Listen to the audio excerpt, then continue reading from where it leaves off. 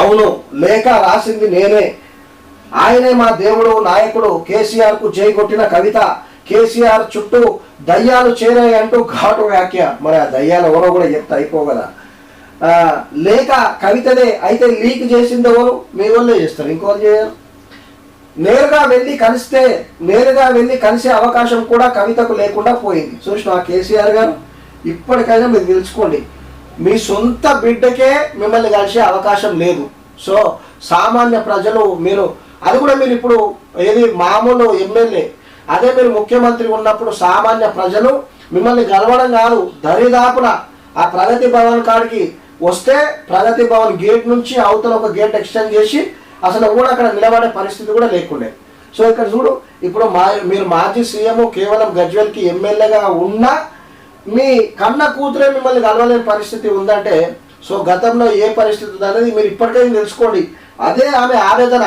So అట్లా మీరు ఎవరిని కలవక, మిమ్మల్ని ఎవరిని కలవనియలేకనే సో నాయకులు కార్యకర్తలు అంతా మీకు దూరం అయిపోయిననే ఆమె వాపోతుంది.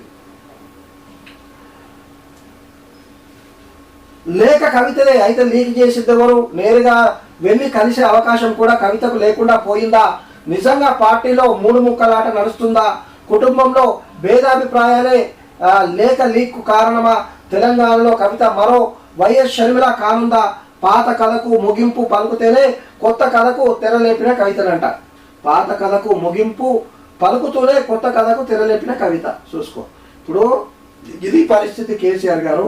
సో మీరు ముఖ్యమంత్రిగా ఉన్నప్పుడు కూడా ఎమ్మెల్యేలు, ఉద్యమకారులు, సామాన్య ప్రజలు మిమ్మల్ని కలుద్దామని వస్తే సో మీరు ఎవరికి అందుబాటులో లేకుండే, ఎవరిని మీరు కలవలే. మరి కలవలేదా? మిమ్మల్ని కలవలేయలేదా?